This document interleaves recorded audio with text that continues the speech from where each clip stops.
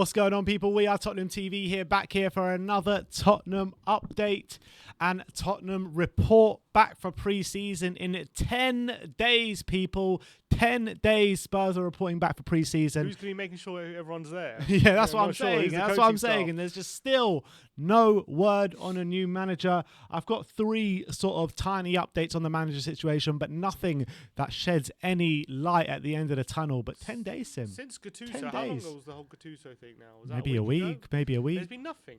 Not even like a hint of a manager since the whole Gattuso thing. But what did come out just after the Gattuso thing, I think Romano said it or someone else said it, that they're keeping everyone under wraps now. No leaks, no nothing. They're not going to let anyone know who's been rejecting us. On the manager situation, let's talk about the Duncan Castles update, because he said Maurizio Pochettino is still seeking an exit from Paris Saint-Germain this summer. Of course he is. Is that what he said? Yeah. No more specifics. Look, I think if that was going to happen, it would have happened already. Like, that would have been over and done with. So I really don't believe that PSG would now. How long ago was that? Like 3 weeks ago, 4 weeks ago, nearly. So 4 weeks later, they're surely going to be even more convinced of him staying PSG and even want him to stay more because we're so close to pre-season. So I don't buy it. I just don't buy it at this All right, stage. you heard that exclusive. You heard it here first. Maurizio Pochettino is not coming to Spurs. Forget the Romano, here we go. Forget the Ali Gold, here we go. We got the here we sold from Simeon. I don't buy it at all. At all. Look, it would have happened. If it was so desperate to leave, we wouldn't have turned our attentions to other options if we actually felt it was going to happen. So yeah. I think it's a no-go. I really believe that. Look, I completely agree. Some quotes on Julian Lopetegui. Interesting quotes from the Sevilla president, Jose Castro. And he says, it says, Sevilla club president Jose Castro has confirmed Tottenham made a dizzying offer to try and prize away Lopetegui, but the Spaniard wants to stay to repay the faith shown to him by the La Liga side. And there's quotes here that says, Julian rang me and told me, he said he's received offers he'd not listened to in addition to the dizzying one from Tottenham, but he said he doesn't forget things and that he is a very motivated in Sevilla. Again, another one bites the dust. He seems happy where he is. He's done a great job at Sevilla, part of the 2 years winning Europa League at that time. I said I'd be happy if he was the choice, because I think he's a good manager, but it's not going to happen. It's not going to happen. Clearly, money's not his motivation, as we had received a dizzying offer and he still rejected us. So we move on from that one, I guess. All right, we move. And the last manager update I got for you is from the Argus, which is a Brighton publication. And they say Brighton have received no approach for Graham Potter and are convinced their manager wants to remain at the club despite reports linking him to a move to Tottenham. Yeah, well, he's another one who we were linked with so long ago now, and it's just if we were that desperate for him or really convinced by him, we would have got that. We would have pushed harder for it earlier in the window, I felt. But I guess with how the search is going, you got to look somewhere. And I think Graham Potter's a really good manager. I said that before, and he would be my choice at the moment of attainable managers we can get.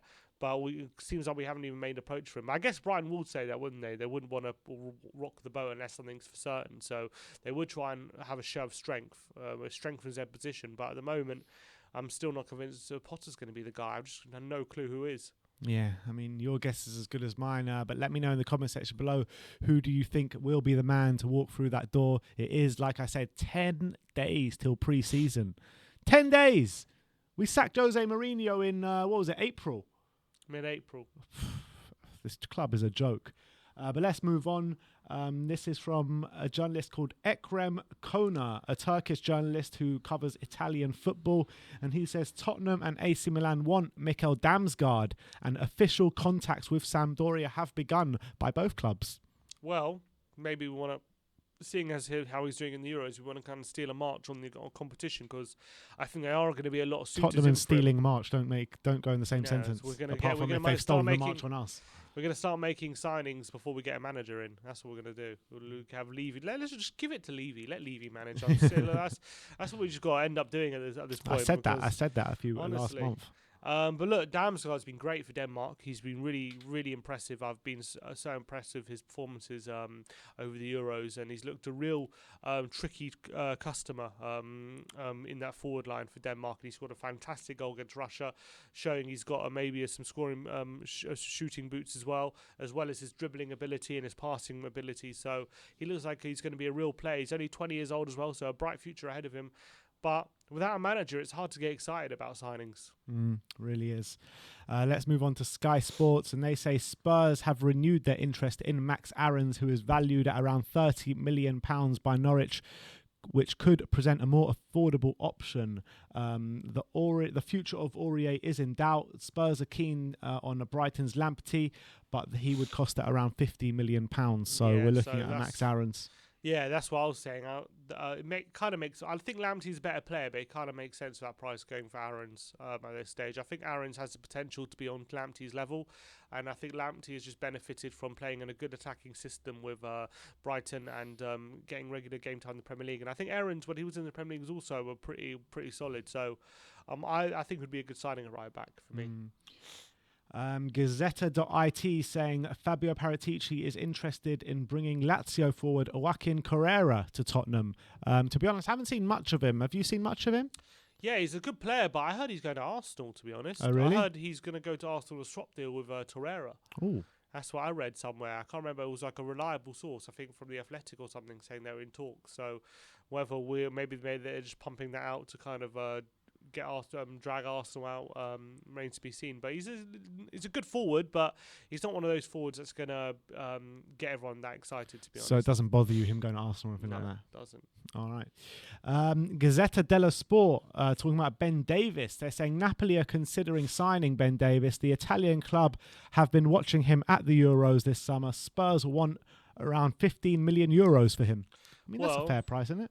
Napoli also wanted Sissoko, then pulled out the deal, True. didn't they? Apparently, that's true. So hard to get to because they're going to pull out this one as well. I'm assuming once they start looking at old performances of Ben Davies, maybe against Mane or something. But yeah, I think 15 million would be a great price for Tottenham if we can get that. If we can sell him for that price, I think it will be very, very fair in this market, and it can allow us to open up an opportunity to get another left back in. But I'm not convinced that they're going to go for him. We got some quotes on Joe Rodon from Ledley King. Really strong quotes, actually. And I think that I echo them as well, because I think Joe Rodon's been absolutely brilliant in this tournament so far. And he says, I've been keeping an eye on Joe Rodon for Wales, and he is doing everything he can to return to Tottenham as a first-choice centre-half. And I think that's completely spot on. Yeah, he's been brilliant. And you can, considering as well, next to him, he's got like Chris Mepham, and it's not like, he's not like the most experienced, high-quality centre-back next to him. So he's really had to take a lot of responsibility for Wales, and I think he's dealt with it really, really well. He's taken that role from like Ashley Williams, who was in the main centre-back back in 2016. And I think he's grabbed it with both hands, and he's been confident. He's been assured. He hasn't been bullied in any game. He's made little to no mistakes. And Wales have been really solid defensively throughout the tournament, especially against Italy when they're down to 10 men. And they really needed to not concede another goal because they wanted to stay in the top two. I thought he was heroic in that game. So I think Joe Rodon deserves a lot of credit for how he's performed so far.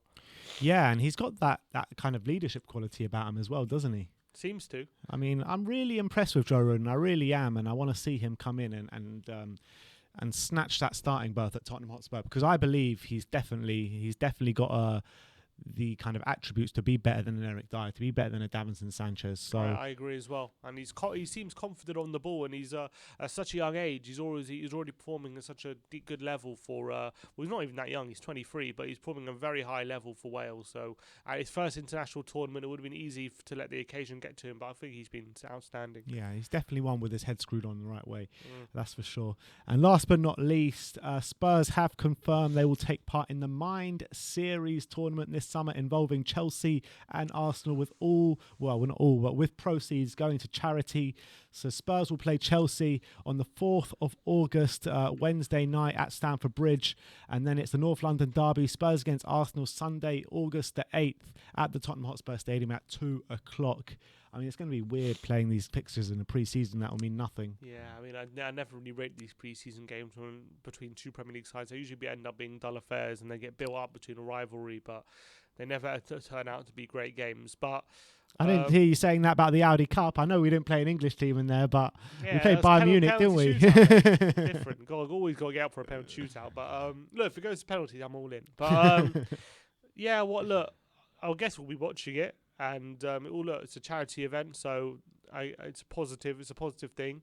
I'm not going to say I'm here looking forward to these preseason games, but it's also all I reckon positive. they'll sell out though. You reckon they'll sell out? Yeah, because I'm sure they will. Because I thought I've seen loads of preseason games that have sold out at Tottenham before, when we've played kind of Inter Milan, Roma, and all these kind of teams. So I guarantee you now, if Arsenal win, they'll be giving us banter. That's for sure. Yeah, of course they guarantee you that. Of course they will. If we win, are we going to give them banter? Of course. All right. Look, there you have it. That is your Tottenham update for today. Let me know in the comments section below if you have any thoughts regarding anything we spoke about today. It is 10 days till the team report back to pre-season. Are we going to have a manager by the time we report back for pre-season? Let me know in the comment section below. Like, subscribe, and comment. And as always, come on you Spurs.